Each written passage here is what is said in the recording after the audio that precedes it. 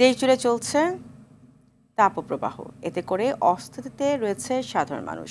তবে আজ কিছু জায়গায় বৃষ্টির সম্ভাবনা রয়েছে বলে জানায় আবহাওয়া অধিদপ্তর।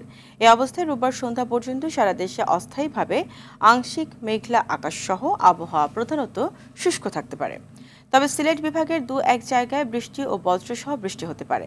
আবহাওয়া অধিদপ্তর আরও জানায়, চুয়াডাঙ্গা, ঢাকা, টাঙ্গাইল, মানিকগঞ্জ, ফরিদপুর, রাজশাহী, সিরাজগঞ্জ ও যশোর জেলার উপর দিয়ে অতি তীব্র থেকে তীব্র তাপপ্রবাহ বয়ে যাচ্ছে।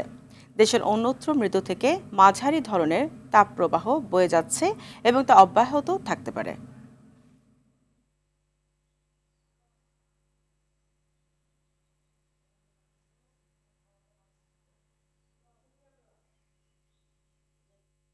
দর্শক, তাপপ্রবাহ নিয়ে আরও জানাতে রাজশাহী থেকে সরাসরি যুক্ত হচ্ছেন সহকর্মী মুস্তাফিজ রকি। রকি, রাজশাহীতে এখন তাপমাত্রা কেমন, জনজীবনের প্রভাব কেমন দেখছেন? এছাড়া আবহাওয়া অফিসে বা কি বলছে এই বিষয়ে জানাবেন। ফারিয়া, বৈশাখের খরতাপে পড়ছে রাজশাহী। গতকালকে এই তাপমাত্রার যে পারদ সেটি কিন্তু 40.7 ডিগ্রি সেলসিয়াসে পৌঁছিয়েছে, যা এই মৌসুমের কিন্তু সর্বোচ্চ তাপমাত্রা এই গত 24 ঘন্টায় কিন্তু রেকর্ড করা হয়েছে। এবং সকাল থেকেই কিন্তু আমরা দেখতে পাচ্ছি যে গরমের যে তীব্রতা সেটি কিন্তু মানুষ খুব ভালোভাবে আসলে অনুভব করছে। এবং সকাল থেকেই কিন্তু বিশেষ করে যে রাস্তাঘাটগুলো রয়েছে সেখানে কিন্তু মানুষের চলাচল এবং যানবাহনের যে চলাচল সেটি কিন্তু একেবারেই কমে এসেছে।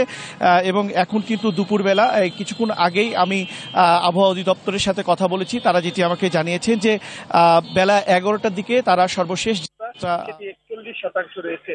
এবং আরেকটি বিষয় আপনাকে জানিয়ে রাখি যে আমরা যেটি আসলে দেখছিলাম যে গত কয়েকদিন ধরে রাজশাহীতে সর্বোচ্চ গড় তাপমাত্রা সেটি 38 থেকে 40 ডিগ্রি সেলসিয়াসের মধ্যে সেটি 38 থেকে 40 ডিগ্রি সেলসিয়াসের মধ্যে ওঠানামা করছিল। কিন্তু হঠাৎই কিন্তু গতকালকে আমরা দেখেছিলাম যে 40.7 ডিগ্রি সেলসিয়াসে এই তাপমাত্রাটি কিন্তু আসলে পৌঁছিয়ে যায়।